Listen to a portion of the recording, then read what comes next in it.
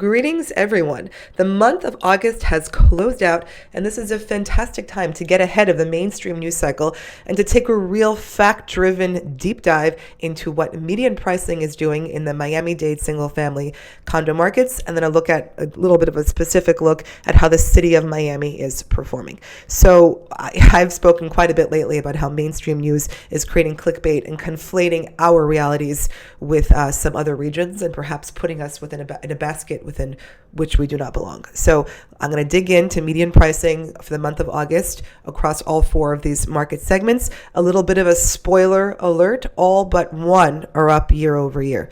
The one that is not up year over year is the Miami Dade condo market, which is down 1.5% year over year. It remains up 72% versus pre-COVID. So let's put it to that context. But again, the overall condo market is being, of course, dragged down a bit by that law change coming into effect in 2025. Given the magnitude of that disruption, I would say that it's actually quite surprising that the market is only down 1.5%. So Let's start this deep dive. I want to put this deep dive into context first and foremost, because when we're looking at median pricing today, and we're looking at these charts, these are crudely drawn charts. There are better ones attached with this video, but the patterns are the same. We had a rapid ascent post-COVID. COVID, of course, was this cataclysmic event that catapulted us into this in many ways into this 21st century world where we have financial polarities shifting across our nation, and no surge lasts forever, nor should it. So again, I cannot emphasize this enough. I have these percentages drawn here and accompanying the video. Our single family home, the city of Miami market, remains 80% where it was, it's actually up year over year. What am I saying? Is 80% higher than it was in August 2019. On a county level, we are 78% above where we were pre-COVID. Looking at condos, on a city of Miami level, we are 77% higher when they were pre-COVID, and a county level, 72%.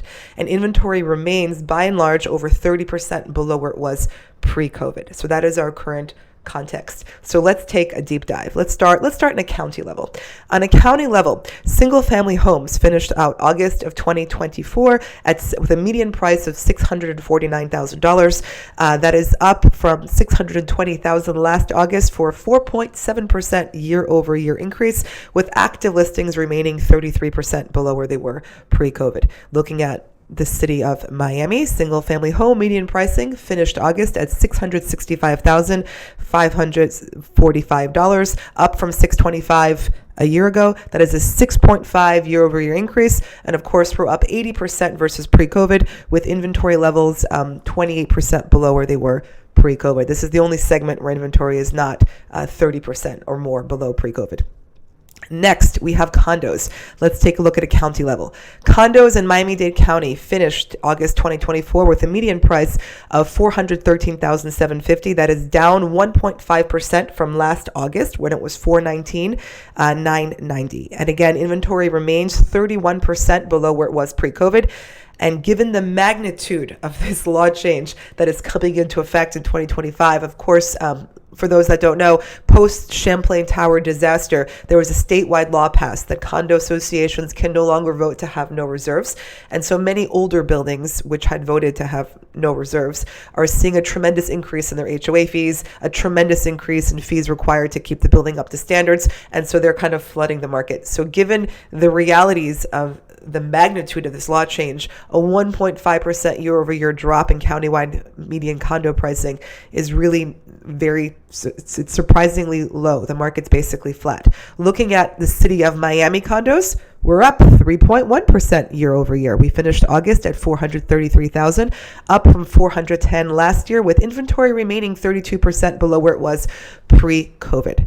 So again, everyone, the patterns that I keep talking about are very much playing out. These are non-segmented charts across all market sectors, but the reality is that when we drill down to a new product that is a prime location at high prices per square foot, it is outperforming old realities by enormous margins. The rest of the market, the lower portions, especially of the condo market, are challenged because of this law change. But again, on a county level, we're only down 1.5% for condos, and the city of Miami is not down. And actually, the reason for that is that the city of Miami, when we isolate for that geographic location, we're skewing towards newer and more prime product, which is suffering less because of that law change.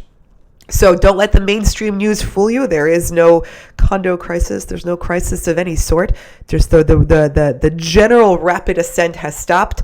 But I'm going to get into this in future market deep dives. There are certain segments, such as I keep talking about, prime single family and condos that are prime single family alternative solutions are outperforming pre-COVID realities to an enormous rate because the country's wealth and talent migration, the polarization of wealth and belief systems, all that stuff is happening, and product that provides solutions for those people is outperforming. But again, the general market is quite healthy. I'll dig in future videos on what the cash percentages are, but this is not a bubble. Bubbles are built almost always on irresponsible use of easy debt. And when the underlying asset can no longer service the debt, we have a crash. We have very high cash market. And that's just not this reality. So here's the update, everyone. Don't let the main news freak you out. Median pricing is actually up slightly year over year across the board, except for condos in the city of Miami, where it's down 1.5%. And again, everyone, contact me directly for investment advice if you're looking to acquire or invest in South Florida. This is still the early days of our country's evolution, as I keep saying.